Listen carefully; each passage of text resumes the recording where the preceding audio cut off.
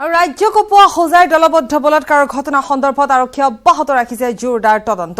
আজি ঘটনাস্থলীত উপস্থিত হৈ তন্নতন্নকৈ পৰীক্ষা চলাই আৰক্ষীয়ে এটা বৃহৎ দলে হোজাই দীঘল জাৰণী 6 নৰপিখাছে এগৰাকী যুৱতীক কেৱল বলৎকাৰ কৰাই নহয়, বলৎকাৰৰ সমগ্ৰ দৃশ্য মোবাইলত বন্দী কৰি মোবাইলত ৰেকৰ্ড কৰি ভাইৰেল কৰি দিয়ে ছচিয়েল মিডিয়াত। বুধবাৰে পোহৰলৈ আহে সমগ্ৰ ঘটনাটো।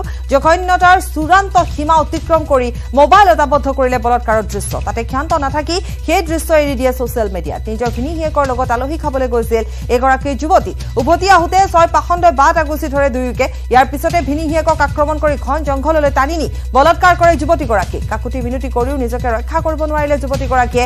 ইতিমধ্যে আৰক্ষীৰ জালত পৰিছে মূল অভিযুক্ত গোলাপ সহ 4 পাখণ্ড। ধৃত 4 লম্পট হৈছে ফয়জুল হক, গোলাপ হুছেইন, দিলদাৰ আহমেদ আৰু শাহিদ আহমেদ। বৰ্তমানো পলাতক অৱস্থাত আছে আব্দুল মতিন, আলিমুদ্দিন নামৰ 2 নৰপিখাচ।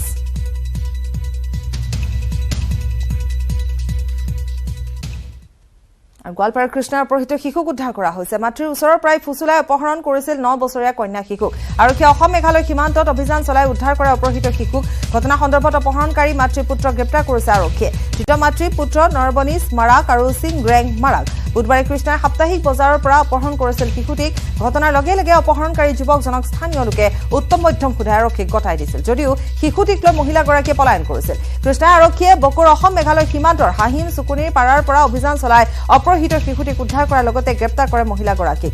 বিক্ৰীৰ বাবে শিশুটিক অপহৰণৰ সন্দেহ প্ৰকাশ কৰিছে আৰক্ষীয়ে। কৃষ্ণাই বজাৰত মাকটো মানে চব্জি বিক্ৰী কৰি থকা অৱস্থাত এই ছোৱালীটোক দেখা পাই মানে সৰু বাচ্চাৰ কাৰণে তাক কিবা লোভ দেখুৱাই মানে কিবা কিবি খাবিয়া বুলি ওচৰত আমাৰ লগত মাতি আনিছে। মাতাৰ পিছত তাক মানে ক'ৰবাত বাহিৰত লৈ যোৱাৰ কাৰণে হেৰি কৰিছিল। তাৰ লগত ল'ৰাটো মানে আছিল, ল'ৰাটোক মানে চিনি পোৱা মানুহবিলাক পিটাই ধৰিছে। কিন্তু